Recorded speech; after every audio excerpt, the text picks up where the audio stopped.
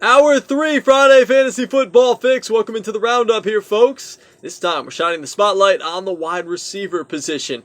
And this week, our starter at the wide receiver position is going to be a guy who's on the same team as the quarterback that I mentioned earlier. So if you were paying attention to hour number 1 when we talked quarterbacks, you would know that this guy is Alshon Jeffrey. Yes, the stud wide receiver for the Chicago Bears. And nobody's happier to have Jay Cutler back than Alshon Jeffrey. Maybe his owners are a little happy to have him back as well, because owners that have Alshon Jeffrey, Jay Cutler coming back to start at quarterback for the Bears, and when Jay Cutler's on the field, that means looks and production for one Alshon Jeffries. When he seems like he's on the field, Jay Cutler, he seems to only have eyes for that man, Alshon Jeffrey. It was big tandem with Brandon Marshall, Alshon Jeffrey, a little bit of a split. No Brandon Marshall anymore. It's strictly the Alshon Jeffrey show when Jay Cutler's out there. He's always looking for that guy. He knows who to feed the football to if they want to be successful. They did it last week, and he got his first touchdown,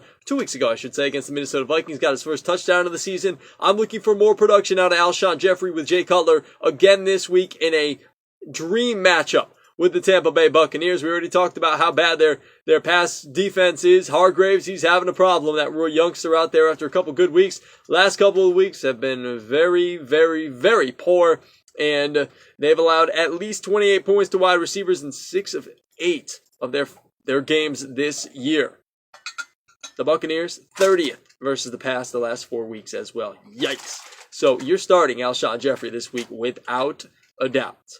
And now we are going to our sit. This guy seemed to kind of burst onto the scene a little bit early this year, saying, hey, don't forget about me in this prolific passing offense. And that man is Willie Snead. Like I said, exploded onto the scene for the Saints, was injured after the first couple of weeks, and then by the time he got back, rookie Michael Thomas already passed him by. So, with that, I'm saying you got to keep Willie Snead on the bench. He's got a tough matchup against the Denver Broncos as well.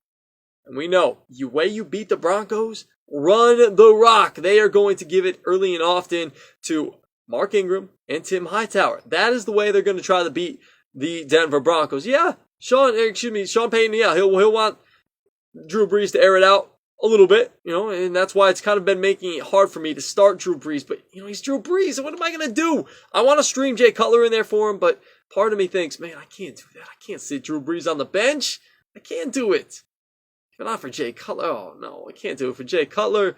It's very tempting, though. It really is to stream him in there. We know the Saints are going to utilize the ground game and go a little bit more away from the passing game. It should be that, what Sean Payton's been looking for, that 50-50 split right down the middle. So Drew Brees able to be effective, take their shots when it's there, but I think it's going to be to Brandon Cooks and Michael Thomas. That's where he's going to look first and foremost, maybe a little Kobe Fleener as well. So I'm starting Alshon Jeffrey, and I'm sitting Willie Snead this segment. Here, the wide receiver stardom, sit-em position.